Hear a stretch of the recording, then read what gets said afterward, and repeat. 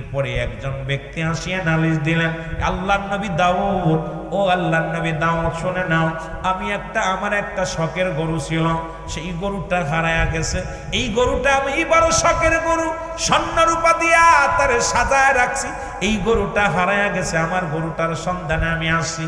এই গরুটা যদি খোঁজ নিতে পারো তাহলে তোমার আমি উপযুক্ত পুরস্কার দিব। নবী দাউদ আলাইহিস সালাম বলে, ঠিক আছে, তুমি অপেক্ষায় থাকো, আসবে। মুসলমান শুনে নাও, এই গরুর সন্ধানের লোক লাগায়া দিলেন।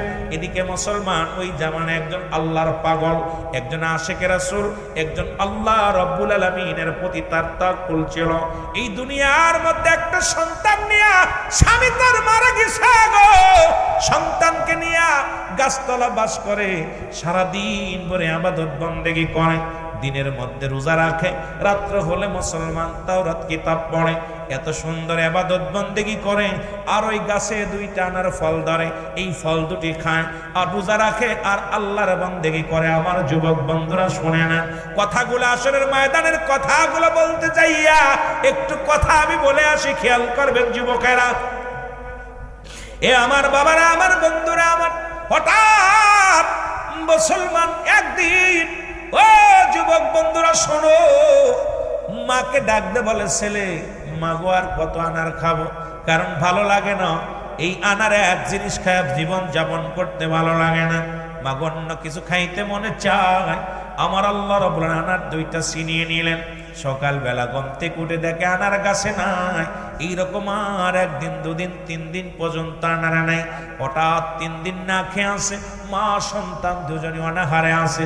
রব্বে কারিমের গোলাম, রব্বে কারিম ওই গরুটা পাঠা দিছে রে।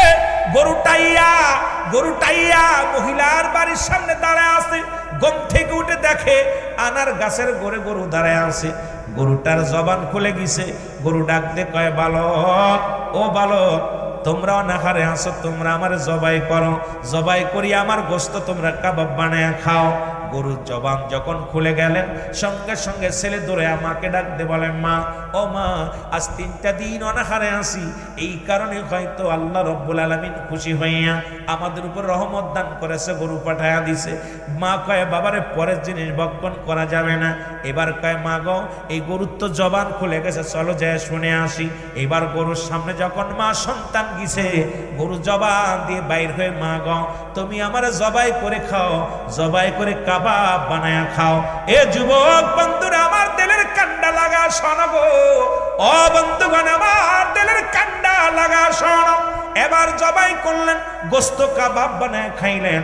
এদিকে এক মহিলা খোঁজ করতে করতে যখন মুসলমান ওই বাড়ির মধ্যে প্রবেশ করলেন, মহিলা কয়, আমি ক্ষুধার্ত অবস্থায় আছি, আমার একটু খাবার দাও।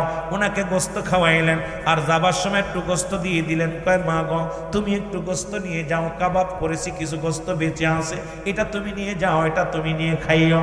আমার বন্ধুগণ, এই গোশত নিয়ে দাউদ আলাইহিস সালামের জামানায় ওই ব্যক্তির কাছে যা বললেন, হুজুর, এইলান আপনার গরুটা যে জবাই করে খেয়েছে এই গ্রামের অমুক ব্যক্তি, এই নেন তার প্রমাণ, আমি গোশত নিয়ে আইছি। সঙ্গে সঙ্গে ওনাকে দাউদ আলাইহিস সালামের কাছে বিচার চলে গেল। দাউদ আলাইহিস সালাম লোকদের তাকে ধরে আনলেন, বাড়ির মধ্যে ধরে আনলেন। বললেন, এ বাবা, তুমি যে গরুটা জবাই করলা, এই গরুটা বাবা তুমি কেমনে জবাই করো না, এটা তো তোমার গরু না। বলে, হুজুর, বেয়াদবি মাফ করবেন, আমরা 3 দিন অনাহারে ক্ষুধার্ত অবস্থায় পড়ে আসি, খানা খাই না বাপ, আমার মা জননী আর আমি 3 দিন অনাহারে আসি। রব্বে কারিম আনার গাছে 2টা করে আনার ধরাইতো, এই আনার 2টি খাইতাম, আমাদের ভুলের কারণে রব্বে কারিম সে আনার 2টি কেড়ে নিছে। এখন 3 দিন অনাহারে আল্লাহ রব্বুল আলামিন দয়া করে গরুটা পাঠায়া দিছে। এই গরুটার জবান খুলে বলছে, আমাদেরকে জবাই করে, আমাকে জবাই করে কাবাব বানায় খাও।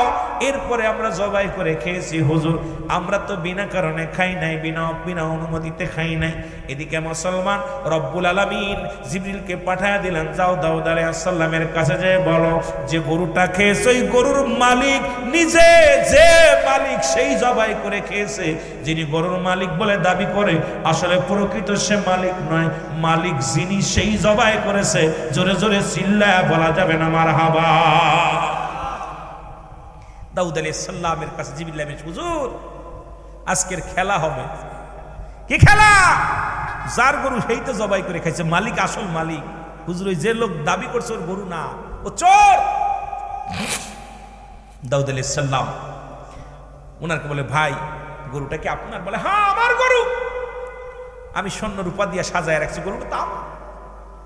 জোর গলায় বলছে আমার গরু। দাউদ বলে, আপনার গরু না, আমার গরু, গরু আমার। দাউদ আলাইহিস সালামকে জিবরিল আমিন ডাক দিয়ে কয়, হুজুর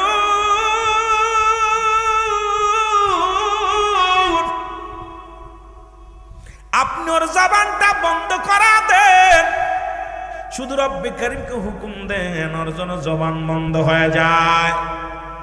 সঙ্গে সঙ্গে মহাজনের জবান বন্ধ হয়ে গেছে। এবার মুসলমান শুনে নাও, শুনে নাও, দাউদ আলাইহিস সালাম বলেন, আল্লাহ ওই মহাজনের তুমি জবানটা বন্ধ করে দাও, অঙ্গ প্রত্যঙ্গ চালু করে দাও। সঙ্গে সঙ্গে মুসলমান শুনে নাও, অসংখ্য ইহুদি ও অসংখ্য বনি ইসরাইলের লোকেরা রে দাউদ আলাইহিস সালামের সামনে দাঁড়ানো। দাউদ আলাইহিস সালাম ডাক দিয়ে কয়, কিয়ামতের ময়দান যারা দেখতে চেয়েছিল, ওই হাসরের ময়দান কেমনে বিচার করবে আমার আল্লাহ? তোমরা শুনতে চেয়েছিলে, দেখতে চেয়েছিলে, তোমরা আসো, এখন কিয়ামতের ওই আসল ঘটনা আমি দেখাইব। এবার বনি ইসরাইলের লোকজন কাতার বন্দী হয়ে হাজার হাজার মানুষ দাঁড়া আছে রে, কিয়ামতের ময়দান কেমনে হবে দাউদ আলাইহিস সালাম দেখাইবে। সঙ্গে সঙ্গে অঙ্গ প্রত্যঙ্গ থেকে আওয়াজ বাইর হয়ে গেল, হাত বলে, হাতের মুখ খুলে গেছে, হাতের 5টা 10টা আঙ্গুল বলতেছে, দাও আল্লাহর নবী দাও, এই গরুটা আমি এই হাত দিয়ে চুরি করেছিলাম। ওই ব্যক্তি, ওই ছেলেটার বাবার সঙ্গে ব্যবসা করতে মহাজন, ওরে একদিন ষড়যন্ত্র করে ব্যবসার কাজে বাইরে ছিল, পথের মধ্যে যাইয়া এই বালকের বাবাকে মেরে ফেলেছে মহাজন। মেরে তার স্বর্ণ রূপা অলংকার যা ছিল সব ছিনিয়ে নিছে। আমার এই হাত দিয়ে গরুটার ছিনে আনছে, এই গরুটার মালিক হলো এই ছেলে।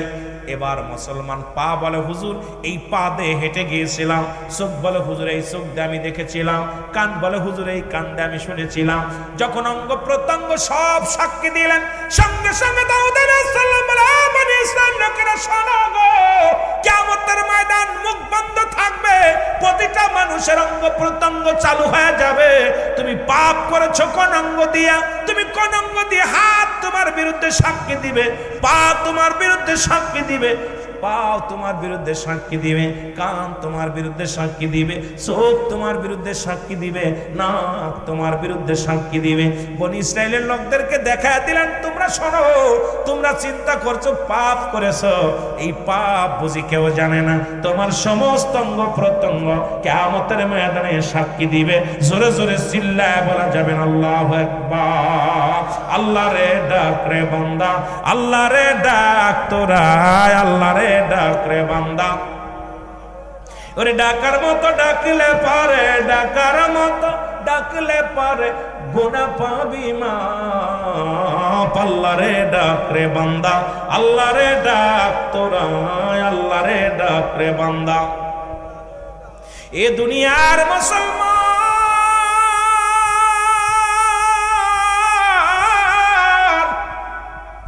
এই জন্য বললাম 3 নম্বর বিপদ হলো কিয়ামতের ময়দান।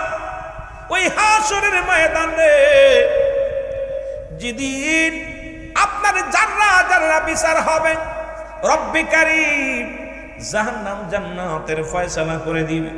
বান্দারে জাহান্নামের গায়ের উপর দিয়ে জান্নাতি সেতু হবে রে মুসলমান, চুলির চাইতে চিকুন হবে, হীরার চাইতে দার হবে। মুসলমান শুনে নাও, 70,000 বছরের রাস্তা হবে, 500,000 বছরের রাস্তা হবে। বান্দা ইমানদার গান ফুলসিরাত পার হয়ে যাবে, বিদ্যুতের ন্যায় পার হয়ে যাবে। ইমানদারেরা দড়ির গতিতে মুসলমান পার হয়ে যাবে, সেতু পার হয়ে আল্লাহর জান্নাতে প্রবেশ করবে। মুনাফিকেরা এই দুনিয়ার মধ্যে কেটে কেটে পড়বে। আজকে মুনাফিক তো মুসলমানদের মধ্যে আসাল্লাহ কমিনান নাস, মানুষের মধ্যে মায়া করে তারা বলবে আমার না তার ঈমান আনছে, বিল্লাহি আল্লাহর প্রতি অবিলম্ব কিরাতের প্রতি বিশ্বাস স্থাপন করছে। ওমা হুম বিমুমিনিন, আল্লাহ বলে হাবিব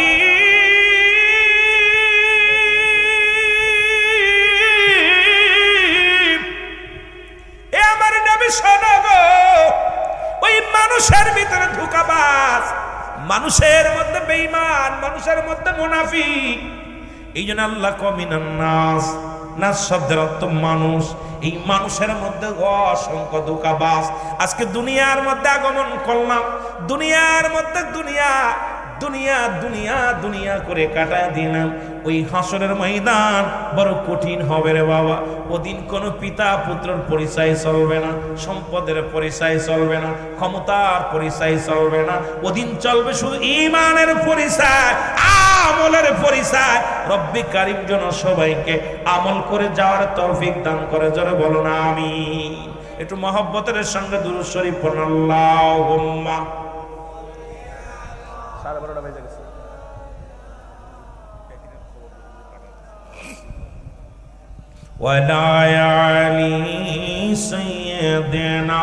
এই বসেন, ওয়াজ এত সুন্দরভাবে শুনতেছিলেন, শেষ ভালো তার সব ভালো তার। শ্রম দিলেন, পারিশ্রমিক নিয়ে যাবেন। 12:30 বেজে গেছে। আমি 12টার ভিতর ছেড়ে দেওয়ার নিয়ত ছিল, শুধু বক্তার একটু বিশেষ কাজের জন্যে আধা ঘন্টা পরে আমি আসছি। তবে ভাইজান তাড়াতাড়ি যখনই ফোন দিয়েছে তার ছেলে আমাকে সঙ্গে সঙ্গে পাঠাই দিছে।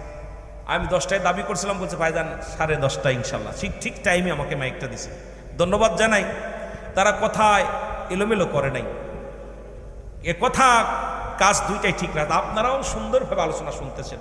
আর 12:30 বেজে গেছে, আমিও প্রায় মোনাজাত দিতে দিতে একটা পার হয়ে যাবে। সুতরাং আপনাদেরকে আর কষ্ট দিব না, আমিও ছেড়ে দিব। আমি ঈমান আকীদা নিয়ে কয়েকটা কথা বলছি, প্রায় 1 ঘন্টা কথা বলছি, ওদিকে ওই সাইডটা কথা বলছি। এরপরে একটু আপনাদের জীবন, আমাদের যে মরণের বিষয় নিয়ে একটু কথা বললাম।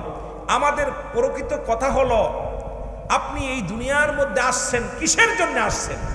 আসছেন তো মৌলার গুলামি করার জন্য। সেই রব্বি করিমের সঙ্গে সম্পর্ক যদি না থাকে, আপনার জীবনটাই বরবাদ। জোরে বলেন ঠিক কিনা? আর একটু জোরে বলেন ঠিক কিনা? ওই এক গল্প শুনছিলাম ছোট্টবেলা, মাঝির সঙ্গে গেছে। তা মাঝি নৌকা মাছ দরিয়ার মধ্যে যায়, বলে যে তুমি কি সাঁতার জানো? কয় না। কয় তোমার তো সবই শেষ। কথা বোঝেননি? যে আমি তো সাঁতার জানি, তুই তো সাঁতার জানিস না। তাই দুনিয়ার মধ্যে পাঠাইলো। যদি আমরা রব্বে করিমের ইবাদত বন্দেগী না করে যেতে পারি, কিসের? আল্লাহ রাব্বুল আলামিন কোনো আমির দেখে বিচার করবে না, কোনো মুক্তি দেখে বিচার করবে না, কোনো আলেম দেখে বিচার করবে না। বিচার হবে তার ঈমানের উপরে। ঈমান যদি না থাকে, ঈমানটা মানব দেহের অমূল্য সম্পদের নাম হলো ঈমান। আর ব্যক্তির জীবনের অমূল্য সম্পদের নাম রুহু। রুহুবিহীন যেমন বডির মূল্য নাই, রুহুবিহীন কোনো বডির মূল্য নাই, ঈমানবিহীন কোনো আমলের মূল্য নাই। এই আমল যদি না থাকে, ঈমান যদি না থাকে, কিসের নামাজ, কিসের রোজা, কিসের হজ, কিসের যাকাত? সবকিছু কবুল হওয়ার পূর্ব শর্ত হলো ঈমান। সেই ঈমান নামের বস্তুটা আমাদের আনতে হবে। এই জন্য শুরু থেকেই লা ইলাহা ইল্লাল্লাহু মুহাম্মাদুর রাসূলুল্লাহ, আশহাদু আন লা ইলাহা, আমার সাথে পড়েন, আশহাদু আন লা ইলাহা ইল্লাল্লাহু ওয়াহদাহু লা শারীকা লাহু, আশহাদু আন্না মুহাম্মাদান আবদুহু ওয়া রাসূলুহু। সাক্ষী কালেমা, নামাজ, রোজা, হজ, যাকাত, ইসলাম, ঈমান, ইহসান, শরিয়াত, তরিকত, হাকিকত, মারিফত, আগুন, পানি, মাটি, বাতাস। এই যে আমি আপনি কালেমা লা ইলাহা নাই, কোন ইলা ইল্লাল্লাহু এক আল্লাহ ছাড়া, মুহাম্মাদুর রাসূলুল্লাহ আল্লাহ পাকের প্রেরিত রাসূল বা বান্দা, আমি আপনি সাক্ষী দিতেছি। যখনই সাক্ষী দিছে, সঙ্গে সঙ্গে আপনার উপরে নামাজ ফরজ। ঠিক কিনা? এই যে নামাজের বিষয় নিয়ে আমি অনেক কথা বলেছিলাম, যদিও এই 2.5 ঘন্টা 3 ঘন্টা 2 ঘন্টার ভিতরে যেটুকু আলোচনা করেছি আপনাদের বোঝার জন্যে অনেক কথা বলে ফেলেছি।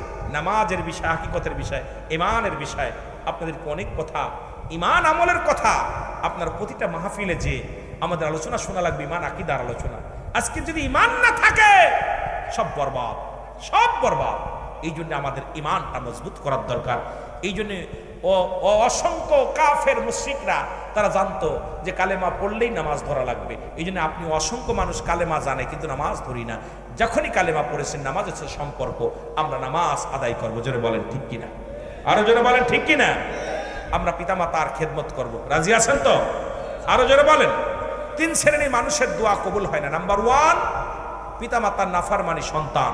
নাম্বার 2, এতিমের মাল ভক্ষণকারী। নাম্বার 3, হিংসুটে মানুষ, যাদের দিলে হিংসা।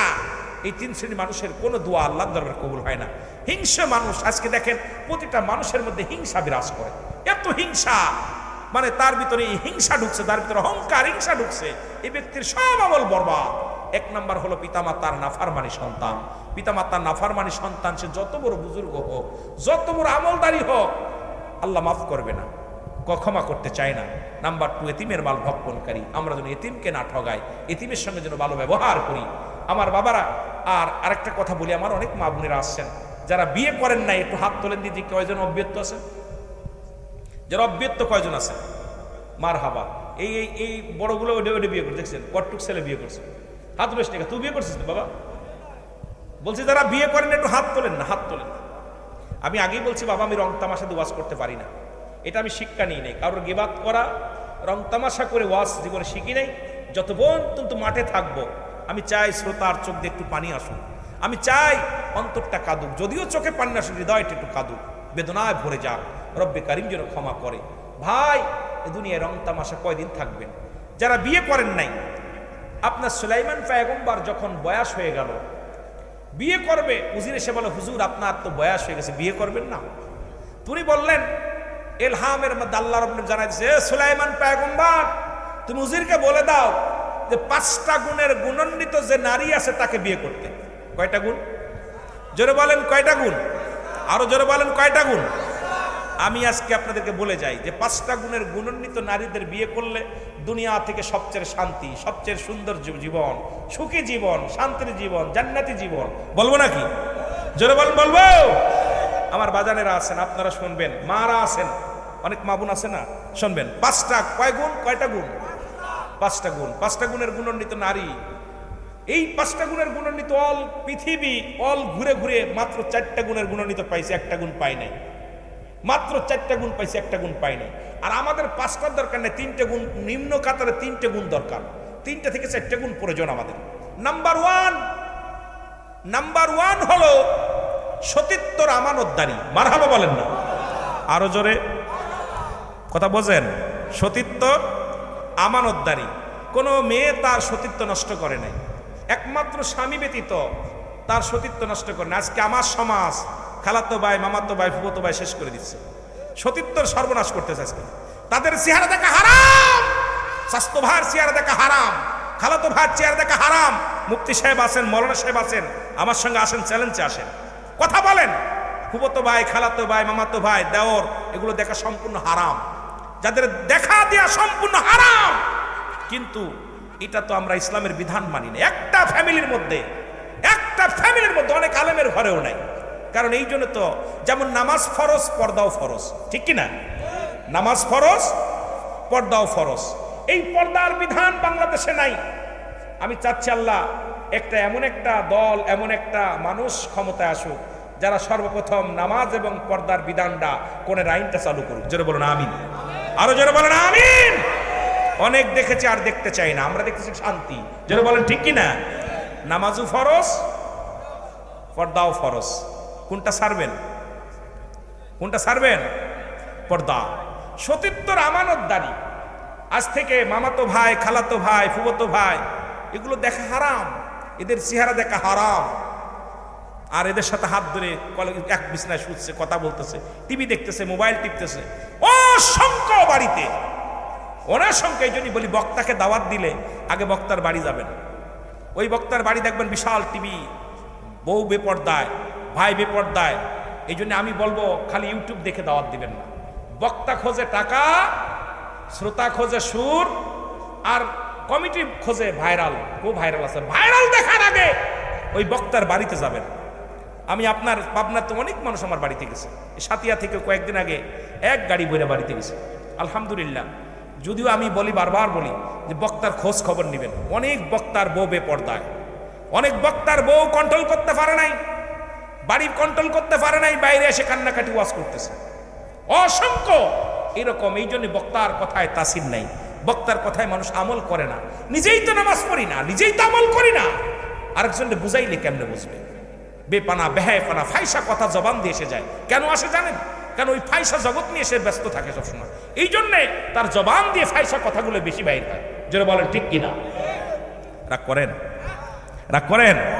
দাওয়াত দিলাম আমার বাড়িতে 1 এপ্রিল মাহফিলে যাবেন।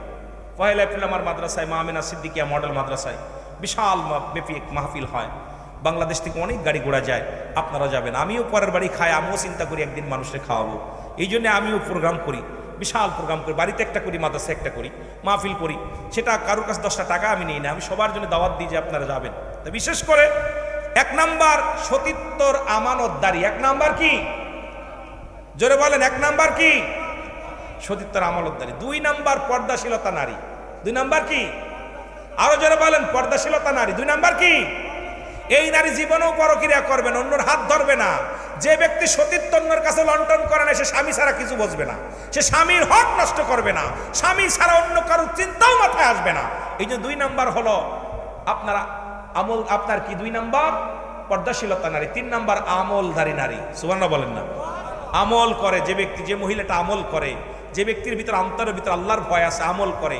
3 নাম্বার হলো, 4 নাম্বার হলো রূপবতী, গুণবতী। গুণ আছে, রূপ নাই, গুণ আছে। এই মেয়ে কোনোদিন আপনার ঠগাবে না। সে মেয়ে হাজারো কষ্টে থাকবে, স্বামীর জন্য পাগল থাকবে। এই জন্যই আমরা আগের যুগের মানুষ যখন বিয়ে থাও হতো, আগে বংশ পরিচয় খুঁজতো, ওর বাপের নানার বংশ, মামির বংশ। এখন তো সুন্দরী পুজোরি, সুন্দরী চেহারা দেখলে সে মুসির হোক আর মেতর হোক, হাত ধরে টানাটানি শুরু করি। আর এই সুন্দরী জাতি, হে বৎস হুঁশিয়ার, ওই সুন্দরী মহিলা তোর জাতকে শেষ করে দিবে। কারণ সুন্দর দেখিস না, গুণ দেখ, আগে গুণ দেখ। এই গুণবতী মেয়ে কখনো আপনার সংসার ধ্বংস করবে না, আপনার জন্য শান্তি নিয়ামত বয়ে আনবে। 4 নাম্বার হলো আবার 5 নাম্বার হলো আমার বাবারা, পৃথিবীর মধ্যে আপনার স্ট্যান্ডার্ড ফ্যামিলি, যেটা আদর্শবান নামাজি ফ্যামিলি। আজকে আমরা প্রতিজ্ঞা করব, কোনো ঘুষখোরের মেয়ে বিয়ে করব না, কোনো সুদখোরের মেয়ে বিয়ে করব না, কোনো গাঁজাখোর মদখোর মাতালের মেয়ে বিয়ে করব না। ওই মাতালের ঘরের মেয়ে কখনো ভালো হতে পারে না, সুদখোরের মেয়ে ভালো হতে পারে না, ঘুষখোরের মেয়ে ভালো হতে পারে না, জিনাকারীর মেয়ে ভালো হতে পারে না, কারণ ওর আদর্শ বাপ মায়ের রক্তের দিকে টানবে। এই জন্যে আমরা প্রতিজ্ঞা করব, যারা বিয়ে করি নাই খোঁজ নেব আগে ওর আব্বা মা কেমন। আজকে সারা পৃথিবীর মধ্যে মাদক ঢুকেছে। আপনারা যদি মাদককে না বলতে পারেন, যদি মাদক ব্যবসায়ী, মাদক সেবনকারীর ছেলে মেয়ের সঙ্গে আত্মীয়তা না করেন, ও ইচ্ছাকৃত ছেড়ে দেবে সব, যে আমার তো বিপদ, মেয়ে বড় হয়ে গেছে, এখন ছাড়তে হবে। ঠিক কিনা? ঠিক কিনা? এই জন্যে আমার বাবার এই 5টা গুণের গুণনীতি দেখে মেয়ে বিয়ে করবেন। নাম্বার 1 সতীত্বর আমানতদারি। নাম্বার 2 আপনার পর্দাশীলতা নারী। নাম্বার 3 আমলধারী নারী। নাম্বার 4 মুসলমান আমলধারী নারী। 5 নাম্বার 4 গুণবতী রূপবতী মেয়ে। 5 নাম্বার বংশগত নারী। জোরে বলেন না সুবহানাল্লাহ? আরো জোরে বলেন, আরো জোরে বলেন। এইটা দেখবেন আজকে আমার দেশ নষ্ট হওয়ার পিছনে এই 3-5টা গুণের একটা গুণ দেখি না। যে মেয়ে বেশি ল্যাংটা হয়েছিল, ওর প্রতি মানুষের আকৃষ্ট বেশি। ঠিক কিনা? এই যে ল্যাংটা হয়েছিল রাস্তা দিয়ে, গায়ে কাপড় নাই, মাথায় কাপড় নাই, যে সমস্ত মেয়েরা দাউস মেয়েকে বিয়ে করা হারাম, দাউস পুরুষকে বিয়ে করা হারাম। দাউস ছেলেরা, আলেম ওলামা আছেন, দাউসের সঙ্গে দাউসের বিয়ে, দাউস মেয়ে, যে সমস্ত ছেলেরা দাউস, যাদের সঙ্গে বিয়ে করা হারাম, যে সমস্ত ছেলেরা ছেলেকুলে জন্ম নেয়, দাউসের পিতামাতা বিনা হিসেবে জাহান্নামী।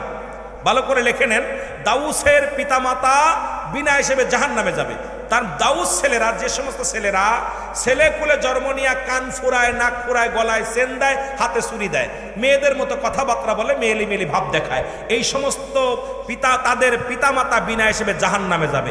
এর মধ্যে যদি কেউ আসিস চুরি পরা পুরুষ, এর মধ্যে যদি কেউ গলায় চেন নেওয়া পুরুষ, এর মধ্যে যদি আপনার নাক ফুরানো পুরুষ, কান ফুরানো পুরুষ যদি থাকিস, তোর বাপ মারে নিজে জাহান্নামে ঢুকাইতেছিস। এই জন্য বাবা, এই দাউস পুরুষ হলো পুরুষ কোলে জন্ম নিয়ে যারা গলায় সোনার চেন দেয়, হাতে ছুরি দেয়, এরপরে আপনার হলো কান ফুরায়, নাক ফুরায়, মেয়েদের মতো মেয়েদের পাশ গুড়গুড় করে, মেয়েদের চরিত্র তার ভিতরে মেয়েলি ভাব, এটা হলো দাউস। এদের বাপ মা বিনা হিসেবে জাহান্নামে যাবে, এরাও জাহান্নামী, এদের আব্বা মাও জাহান্নামী। এখন দাউস মেয়ে, যে সমস্ত মেয়েরা মেয়ে কোলে জন্ম নিয়া, ভালো করে বুঝে নিবেন, কারণ আমাকে অনেক দূর থেকে আনছেন 2টা কথা শোনার জন্য, হয়তো সেভাবে আমি বলতে পারতেছি না, তবুও চাইতেছি যে 2টা বুঝ দিয়ে যায়। দাউস মেয়ে, যে সমস্ত মেয়েরা প্যান্ট শার্ট পরে শার্ট গায়ে দেয়, যে সমস্ত মেয়েরা প্যান্ট শার্ট পরে শার্ট গায়ে দেয়, আজকে রিসার্চ করে বৈজ্ঞানিকেরা বলছে যে প্যান্ট শার্ট যারা গায়ে দেয় এদের থেকে বেশি হিজলা বাইর হচ্ছে, এই সমস্ত মেয়েদের গর্ভ থেকে বেশি হিজলা বাইর হচ্ছে। আমার বাবারা, এই দাউস মেয়ে, যে সমস্ত মেয়েরা মেয়ে কুলে জন্ম নিয়ে প্যান্ট শার্ট পরে শার্ট গায়ে দেয়, গাড়ি ঘোড়া চালায় পুরুষের নাই, চলাফেরা করে পুরুষের নাই, পুরুষের নাই বাজার ঘাট করে, পুরুষের নাই চলাফেরা করে, বুক টান করে হাঁটে, এই সমস্ত মেয়েরা দাউস। এই দাউসের বাপ মাও জাহান্নামী, জাহান্নামী, জাহান্নামী। সুতরাং এই সমাজের মধ্যে যাদের মেয়েগুলো দাউস আছে, আপনারা এগুলো যাচাই বাছাই করবেন, এইগুলো পাশে লাগবেন না। আর এইগুলো দেখলে হাউ লাভলি গার্লস, ইন্না সাকা সাকা না হইলো কাইন্না দারা সুকা, এগুলো খুব ভালো লাগে, তাই না? আজকে আরবিতে বলে, কয় হুজুর ইংলিশই, কয় হাউ লাভলি গার্লস। আরে বাবা রে বাবা, এগুলো বন্ধ করো।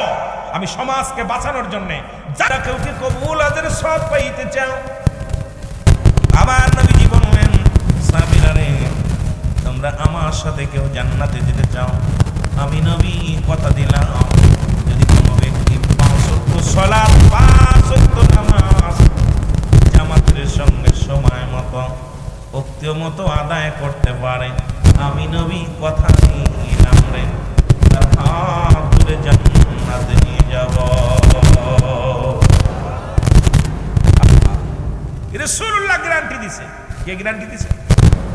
রাসূলুল্লাহ, যে আমি আমার উম্মতদের কথা দিলাম, 5 ওয়াক্ত নামাজ সালাত এটা যদি সময় মতো ওক্ত মতো কোনো ব্যক্তি আদায় করতে পারে, আমি রাসূলুল্লাহ আদা করলাম, আমি তার হাত ধরে জান্নাতে নিব। সুবহানাল্লাহ। আর একটু জোরে বলেন। নবীর একজন প্রিয় সাহাবী, সবচাইতে গরীব সাহাবী, যিনি আপনাদের মহল্লার মধ্যে এত গরীব মানুষ নাই। আমার মন বলে বাংলাদেশে এত গরীব মানুষ নাই। সেই সাহাবীর নাম হলো আব্দুল্লাহ আনসারী নাম। আর একটু জোরে বলেন নামটা। আব্দুল্লাহ আনসারী।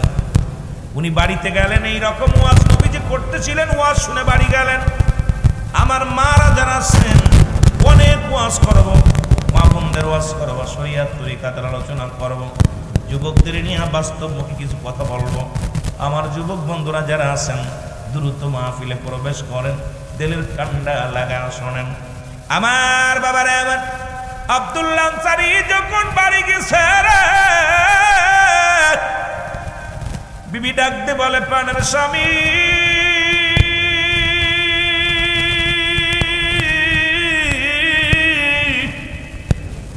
আমার রাসূলুল্লাহ কি ওয়াজ করছে আমারে বলে, আমার নবী কি ওয়াজ করছে আমি জানতে চাইবো। আমার স্বামী বলে, বিবি রে, আমার রাসূল ওয়াজ করেছে, যদি কোনো ব্যক্তি 5 ওয়াক্ত সালাত, 5 ওয়াক্ত নামাজ সময় মতো ওক্ত মতো আদায় করতে পারে, রাসূলুল্লাহ তার হাত ধরে জান্নাতে নিয়ে যাবে। জোরে জোরে চিল্লায় বলা যাবে না মারহাবা।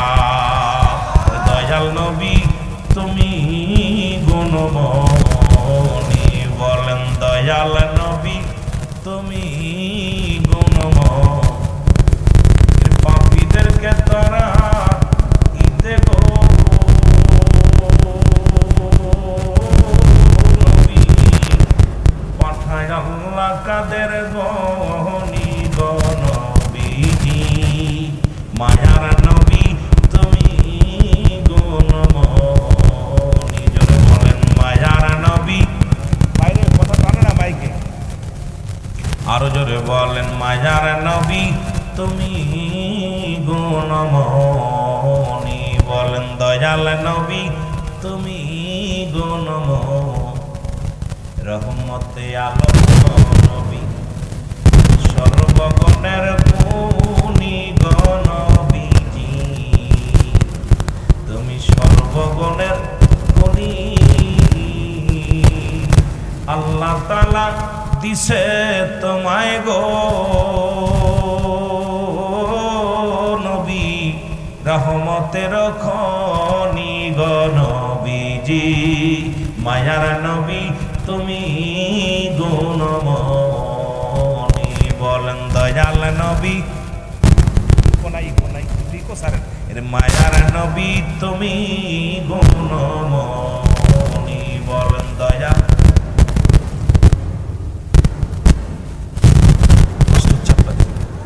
নবী বলেন হায়াতি খায়রুল লাকুম ওয়াফাতি খায়রুল লাকুম। দলিল ছাড়া কথা বলতে রাজি নাই, ভয় নাই। নবী বলতেন হায়াতি খায়রুল লাকুম, আমার হায়াতের জিন্দেগিটা আমার রাসূল বলতেছেন আমার উম্মতের জন্য উত্তম, উম্মতের জন্য ধন্য করে বলেন মারহাবা। রাসূল আসছে দুনিয়া আমার আপনার কল্যাণ জন্য বলেন মারহাবা। আমার ভাইরা, আমার বন্ধুরা, আমার আব্দুল্লাহ আনসারী ডাকতে বলে বিবি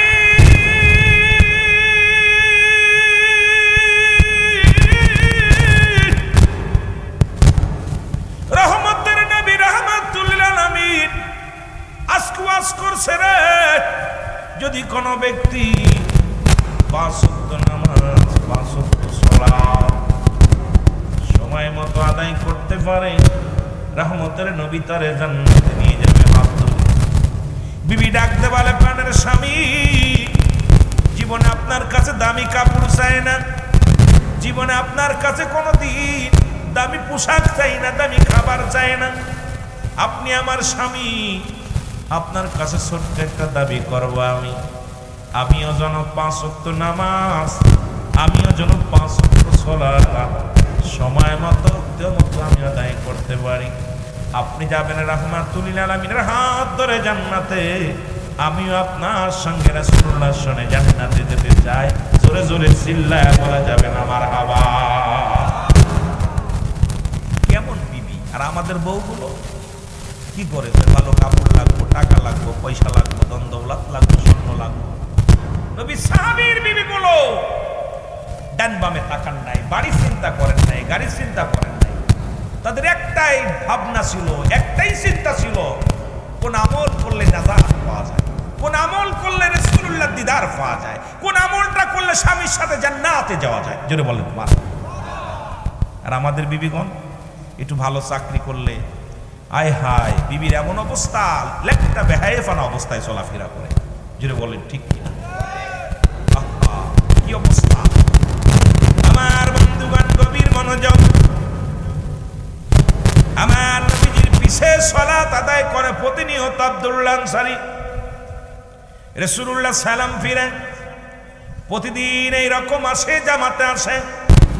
নবী যখন সালাম ফিরে আসসালামু আলাইকুম ওয়া রাহমাতুল্লাহ, আসসালামু আলাইকুম ওয়া রাহমাতুল্লাহ, নবীজি সালাম ফিরানোর সঙ্গে সঙ্গে দেখে আব্দুল্লাহ আনসারী পিছন থেকে পড়তে চলে যায়।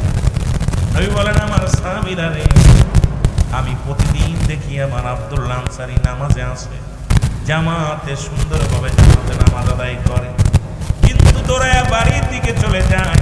কারণটা কি?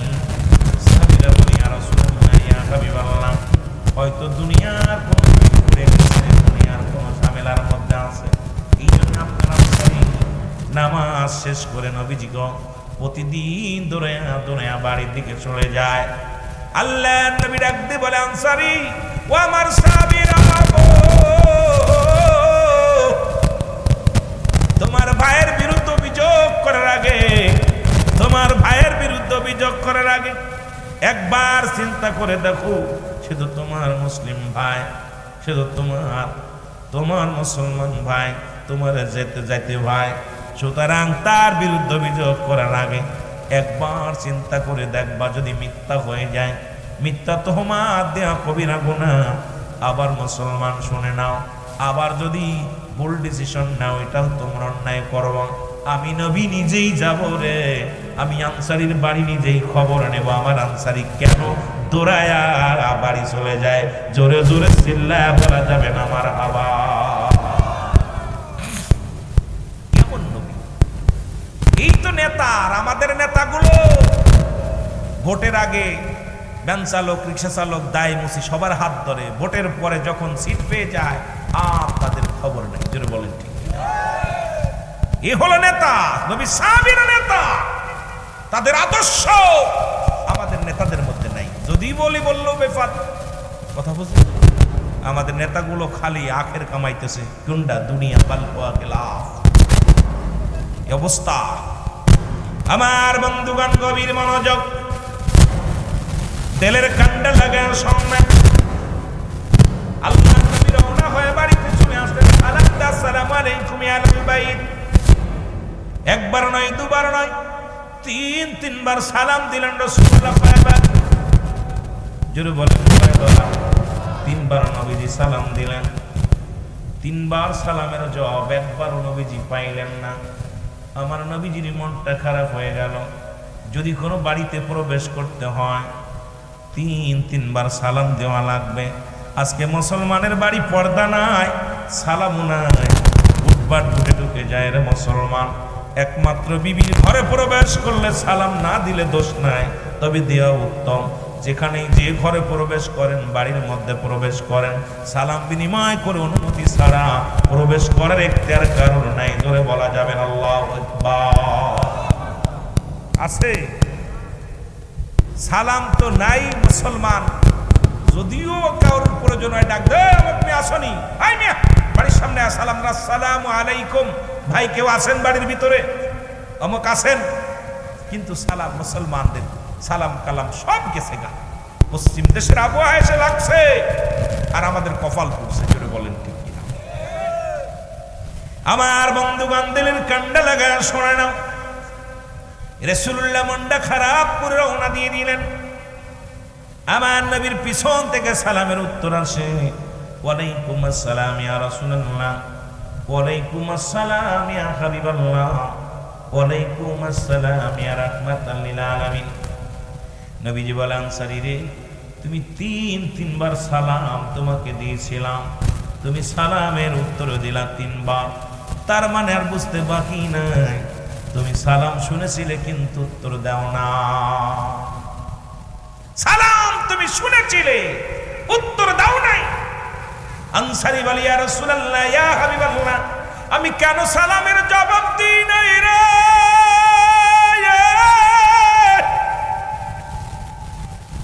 আমি আপনারে কেমনে বুঝাইব নবী গো?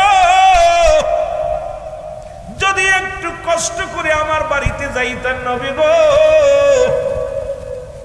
তাহলে আমি কেন সালামের জবাব দিই না?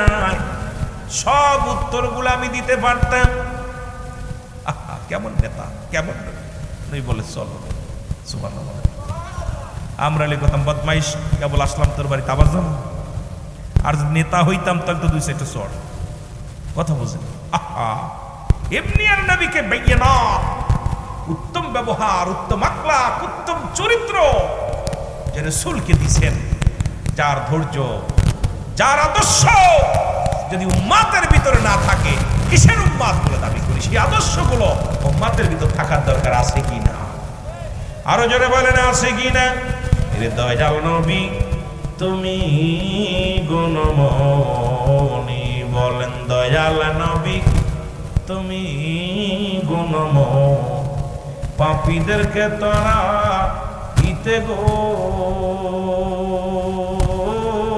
নবী, পাঠায় আল্লাহ কাদের গনি গো নবীজি, মায়ার নবী তুমি গুণমণি, বলেন মায়ার নবী তুমি গুণ।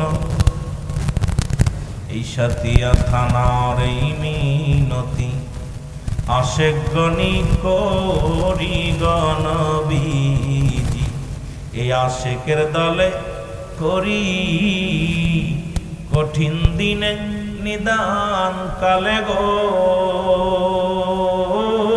নবী, দয়া চায় আমি গো নবীজি, মায়ার নবী তুমি গুণমণি, বলেন দয়াল নবী তুমি গুণমণি, রহমতে আলম গো নবী তুমি সর্বগুণের গুণী গো নবীজি, সর্বগুণের গুণী দয়ালের দয়াল তুমি গো নবী, পাপীদের কান্ডারি গো নবীজি, দয়াল নবী তুমি গুণমণি, বলেন দয়াল নবী তুমি। ওয়া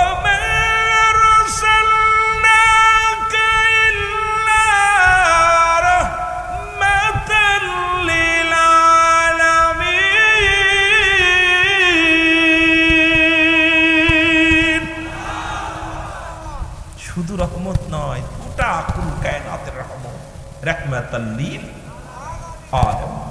এই নবীর পক্ষে থাকতে চাই কি চাই না? আরো জোরে বলেন চাই কি চাই না? আল্লাহর নবী বলেন আনসারীরে চলো, সঙ্গে সঙ্গে রওনা হয়ে গেলেন নবীজি আমার। আনসারীর বাড়িতে যখন গেলেন, আনসারী দরজাটা খুলে দিলেন, সঙ্গে সঙ্গে দেখতে পাইলেন ভিতরে বিশাল একটা গর্ত করা।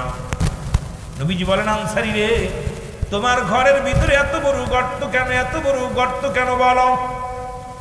বলি ইয়া রাসূলুল্লাহ, ইয়া হাবিবাল্লাহ, যখন আপনি আমাকে সালাম দিয়েছিলেন তখন আমি আনসারী এই গর্তের মধ্যে উলঙ্গ অবস্থায় বসেছিলাম, গায়ের মধ্যে কোনো পোশাক ছিল না, এই কারণে আপনার সালামের জবাব আমি নিতে পারি নাই। আল্লাহর নবী বলেন আনসারী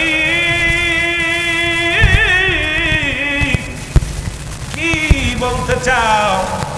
বলে ইয়া রাসূলুল্লাহ, ইয়া হাবিবাল্লাহ, আপনি যেদিন বলেছিলেন কোন ব্যক্তি যখন 5 ওয়াক্ত সালাত, 5 ওয়াক্ত নামাজ জামাতের সঙ্গে আদায় করবে, সময় মতো আদায় করবে, আপনি তার হাত ধরে জান্নাতে নিবেন।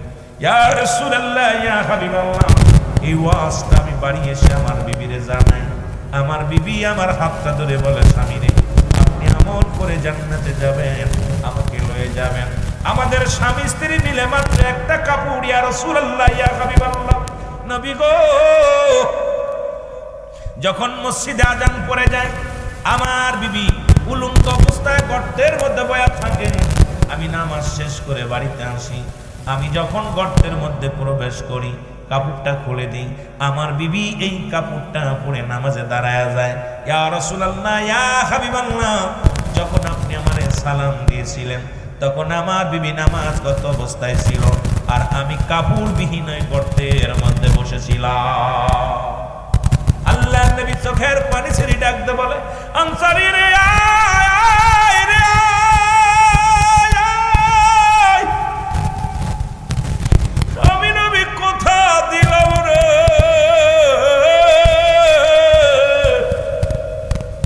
আমি নবী কথা দিলাম রে, ইয়াউমুল কিয়ামতের ময়দানের আনসারী, তোমরা স্বামী স্ত্রী এক কাপড়ে নামাজ আদায় করেছো, আমি নবী ওয়াদা করলাম ইয়াউমুল কিয়ামতের ময়দানে আমি তোমাদের হাত ধরে জান্নাতে নিয়ে যাব। আমি আজকে এই পাবনার মানুষদের বলি, সাতিয়া থানার মানুষদের বলি, এ যুবক, আমার বাবারা, আমার এই সুখচর যুব সমাজকে আমি বলতে চাই, বাজানের আসনে নাও, এই জমিনের মধ্যে এমন কোন গরিব নাই যার একটা কাপড় আছে, তিনি বাড়ি বাড়ি ভিক্ষা চেয়ে খায়, তিনি বাড়িতে বাড়িতে মানুষের দ্বারে দ্বারে যায়, এই মানুষটারও 2-4টা পোশাক আছে। সুতরাং নামাজের বিচার যদি আমার রব্বে কারিম করে, আমরা প্রত্যেকেই ধরা পড়ে যাব। জোরে বলেন ঠিক কিনা? এই সুখসরের জমিনে এত গরিব কেউ নাই যে তার 1 টুকরা কাপড় আছে। বলেন যে আছে? এ জোরে বলেন আছে? পিছনের ভাইয়েরা কথা বলতেছে না, মনে হয় আপনাদের আছে, জানা মতে আছে কেউ? আশপাশে সবার যে গরিব তার 2-4টা কাপড় আছে, যে ভিক্ষা করে খায় তার 2-4টা কাপড় আছে। তাহলে আমার রব্বে কারীম যদি নামাজের বিচারটা ধরে, অন্যদিক যাওয়ার সময় নেই, ডান বামে বাবা তাকানোর সময় নেই, রব্বে কারীম যদি বলে, বান্দা তোরে তো পাঠাইছিলাম নামাজ আদায় করার জন্য, আমি তোরে পাঠাইলাম দুনিয়ার মধ্যে, যখন তোরে পাঠাইলাম আমি তো বলছি আস্তুবি রব্বিকুম, আমি কি তোমাদের রব নেই? ক্বালু বালা, স্বীকার করেছিলি আমি তো রব। সেদিন আমি তো তোদের সামনে নিয়ে বলেছিলাম আমি কি তোদের প্রভু?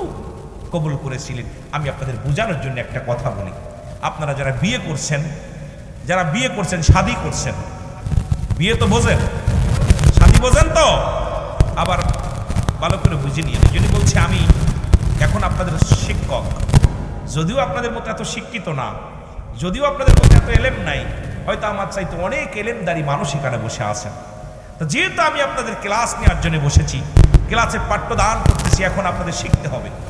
আমরা শাদী করেছি, অমুক গ্রাম নিবাসী, অমুকের মেয়ের সঙ্গে অমুকের ছেলে, এত টাকা দিল মরে, কবুল আসেনি, খালি বলছি কবুল। কবুল পড়ার পর যদি আপনার বউ সারাদিন যদি আপনার কাজ করে, সন্ধ্যার সময় যদি বলে যে আমি আপনার কাজ শোবো না, আপনার ছোট ভাইয়ের কাজ শোবো, আপনি কি মেনে নেবেন? যদি কয় আপনার ওই, যদি সে পাগল হয়, যদি পাগল মাথা খারাপ, সেও যদি বলে যে আপনার কাছে আজকে রাত্রি থাকবো না, আমি আরেকজনের কাছে থাকবো, কোনো পাগলও মেনে নিবে না। জোরে বলেন ঠিক কিনা? এরপরে যদি একটু টুরটি পান, তারে মার দেন, গালাগালি করেন। এত কষ্ট করে আমার মা বোনেরা, আমার মা চাচিরা, তারা স্বামীর খেদমত করে, বাচ্চা সন্তানাদি লালন পালন করে, এরপরে সংসারের যাবতীয় কাজ করে, কত কষ্ট করে। আপনারা তো দুই একটা কাজ করে রাগান্বিত হন। মহিলাদের যে কত কাজ বাড়িতে, টুকিটাকি কাজ তারা করার তালেই থাকে, কারণ দেখা যায় না ওদের কাজ, কিন্তু এত কাজ বাড়িতে, একটা মুসির কাজ করে, মেথরের কাজ করে, ঝির কাজ করে, কুকির কাজ করে, সমস্ত কাজ আপনার বিবি ঘরে বসে বসে করতেছে। সেই বিবিটা যে আপনার অর্ধঙ্গিনী, আমার বাবারা